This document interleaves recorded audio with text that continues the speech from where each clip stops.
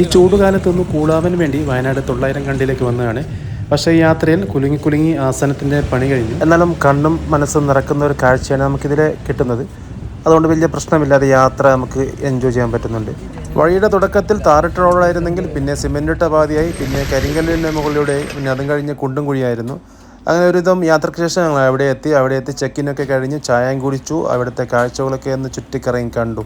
ഞങ്ങൾ ഏകദേശം എത്താൻ പറഞ്ഞത് 3 മണിക്കായിരുന്നു. എന്നത്തെയും പോലെ ലൈറ്റായി 4 മണിക്ക് തന്നെയാണ് എത്തിയത് ഇവിടെ. അങ്ങനെ ചെറിയ അമ്പെയ്ത്തും ലുഡോവും അങ്ങനെ അത്യാവശ്യം ഒരു ഇൻഡോർ ഗെയിമൊക്കെ ഉണ്ട്. അതൊക്കെ കണ്ട് ഞങ്ങൾ വീണ്ടും അവിടുത്തെ കാഴ്ചകളൊക്കെ തിരിച്ച് ഇവിടെ താഴെയൊക്കെ ടെൻറ്റ് വരുന്നത് ഫാമിലിക്കാണ് പ്രയോറിറ്റി കൂടുതൽ. നമുക്ക് മുകളിലേക്ക് പോകണം. അങ്ങനെ ഇവിടെ നിന്നും ലഗേജൊക്കെ എടുത്ത് നേരെ മുകളിലേക്കുള്ള യാത്രയിലാണ്. ഇവിടെ മനോഹരമായ വഴികളാണ് ഇവിടെ കാണുന്നത്. അതൊക്കെ താണ്ടി ഞങ്ങൾ മുകളിലേക്ക് കയറുകയാണ്. അങ്ങനെ അല്പം നടന്നപ്പോൾ തന്നെ ടെൻറ്റിലേക്ക് എത്തി. ഇവിടെ ഒരു 8 ടെൻറ്റോളം ഉണ്ട്. അങ്ങനെ ഓരോ ഏരിയയിലുമായി ഒരു 5-6 ഏരിയകളും ഉണ്ട് ടെൻറ്റിൻ്റെത്. അങ്ങനെ അവിടെ നിന്ന് ടെൻറ്റിലൊക്കെ കഴിഞ്ഞ് ഞങ്ങൾ നേരെ പുറത്തിറങ്ങി. അടുത്തൊരു ട്രെക്കിംഗ് ആണ്. ചെറിയ 1-2 കിലോമീറ്റർ നടന്നിട്ട് പോകാനുണ്ട്. ഇത് ഞങ്ങൾ നേരത്തെ ജീപ്പിൽ വന്ന റൂട്ട് തന്നെയാണ്. ഞങ്ങളിപ്പോൾ എത്താൻ വൈകിയത് കൊണ്ട് തന്നെ ഓടി നടന്നാണ് പോകുന്നത്. അവിടെയുള്ളത് മെയിനായിട്ടും ഒരു വാട്ടർഫോൾ ഏരിയയും അതുപോലെ ഒരു പൂൾ ഏരിയ ആണുള്ളത്. അപ്പോൾ ഇവിടെ നിന്ന് മെയിൻ റോഡിൽ നിന്ന് മാറി ഒരു രഹസ്യ വഴിയിലൂടെ ഇറങ്ങിയാണ് പോകേണ്ടത്. ഇത് ഇവരുടെ പ്രോപ്പർട്ടിയുടെ ഭാഗമായിട്ടുള്ളൊരു വഴി തന്നെയാണ്.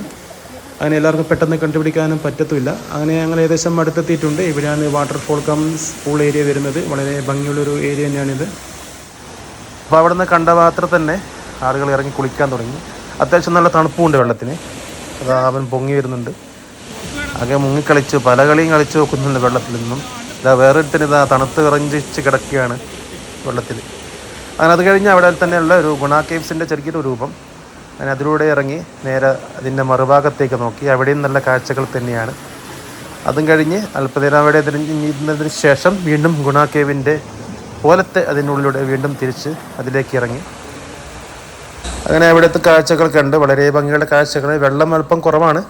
അങ്ങനെ കുളിയൊക്കെ കഴിഞ്ഞ് വളരെ ക്ഷീണിച്ച് ഉള്ള തിരിച്ചു കടപ്പും ഒപ്പം കാടിൻ്റെ ഭംഗിയുള്ള കാഴ്ചകളും ഒപ്പം ഇരുട്ടായി തുടങ്ങിയിരിക്കുകയാണ്. അങ്ങനെ തിരിച്ചവിടെ എത്തി ഊഞ്ഞാലൊക്കെ ആടി ഒരു ചെറിയ ചായയൊക്കെ കുടിച്ചു. ഇവിടെ നിന്ന് കുറച്ച് നേരം ഇരുന്ന് ചെറിയ വട്ടമേശ സമ്മേളനമൊക്കെ നടത്തി. അതൊക്കെ കഴിഞ്ഞപ്പോൾ ഇരുട്ടായി തുടങ്ങി.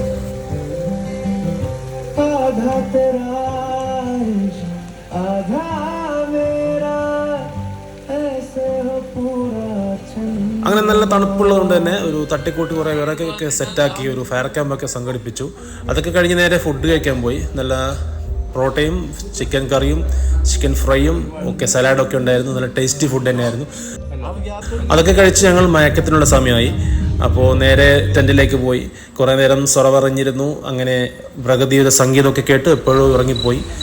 പെട്ടെന്ന് തന്നെ നേരം വെളുത്ത പോലെ തോന്നി. ആകെ എത്ര സമയം മാത്രമേ ഉറങ്ങിയിട്ടുള്ളൂ തോന്നുന്നു. ഇവിടെ മുമ്പിൽ നമുക്ക് മനോഹരമായ ഭംഗിയുള്ള കോടമഞ്ഞൊക്കെയുള്ള നല്ലൊരു കാഴ്ച നമുക്ക് ഇവിടെ കാണാൻ പറ്റുന്നുണ്ട്. അവിടെ നിന്നും എല്ലാം താഴോട്ട് ഇറങ്ങി വന്നു. ഇവിടെ നല്ലൊരു വൈബാണ് നമുക്കിവിടെ കിട്ടുന്നത്. അവിടെ താഴെ വന്നപ്പോൾ തന്നെ കട്ടൻ ചായ ഉണ്ടായിരുന്നു, അതും കുടിച്ചു. ഇവിടെ നമ്മൾ ക്ലാസ്സിലൂടെ അതിൻ്റെ പ്രകൃതി ഭംഗി ആസ്വദിക്കുകയാണ്. കാട്ടിനുള്ളിലെ പ്രകൃതിയുടെ സംഗീതവും അതിനോടൊപ്പം ഞങ്ങളുടെ സംഗീതവും കേൾക്കുമ്പോൾ ഒരു വല്ലാത്തൊരു വൈബ് തന്നെയാണ്. ഇവിടെ തണുപ്പ് പോരാഞ്ഞിട്ട് ഊഞ്ഞാലാടി കാറ്റ് കൊള്ളുന്നവരായി നമുക്കിവിടെ കാണാം. അങ്ങനെ സംഗീതത്തിനും ചായയൊടിക്കൊക്കെ ശേഷം ഞങ്ങൾ വീണ്ടും നടത്തം തുടങ്ങിയാണ്. രാവിലെ നേരത്തെ 7 മണിക്ക് ഇറങ്ങിയതാണ്. ഇവിടെ അടുത്ത ട്രക്കിംഗ് ആണ്. ഏകദേശം 1-2 കിലോമീറ്റർ കാട്ടിൻ്റെ ഉള്ളിലൂടെ പോകണം. വലിയ പാറക്കല്ലുകളൊക്കെ ചവിട്ടി മെതിച്ച് വേണം പോകാൻ. ഇവിടെയൊക്കെ വെള്ളമില്ലാത്തതുകൊണ്ട് ഇപ്പം പാറപ്പുറത്തു കൂടി ചവിട്ടി മെതിച്ച് പോകാനേ പറ്റുള്ളൂ. അല്ലെങ്കിൽ ഇവിടെയൊക്കെ മൊത്തം വെള്ളമായിരിക്കും. പോകാനും പറ്റുമെന്ന് തോന്നുന്നില്ല.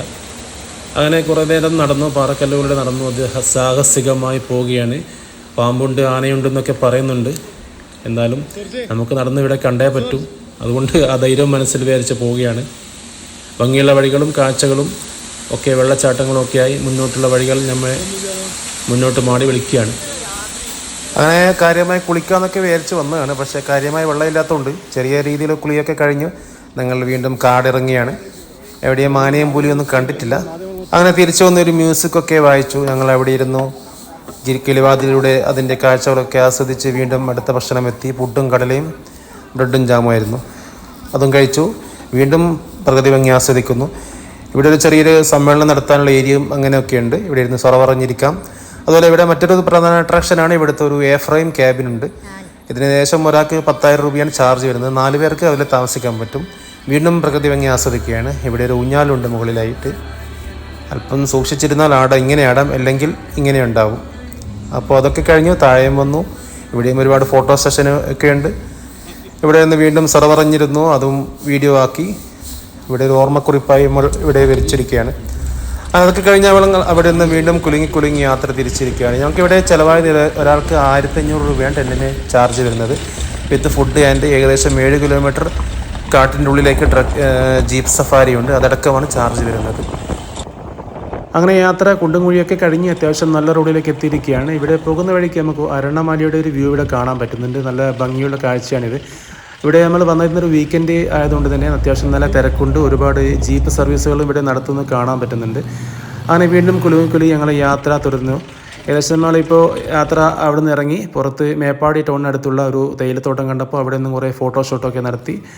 അങ്ങനെ ഞങ്ങൾ യാത്രയുടെ അവസാനത്ത് എത്തിയിരിക്കുകയാണ്. അപ്പോൾ വീണ്ടും കാണാം. എല്ലാവർക്കും ഹാപ്പി ഡ്രീംസ്.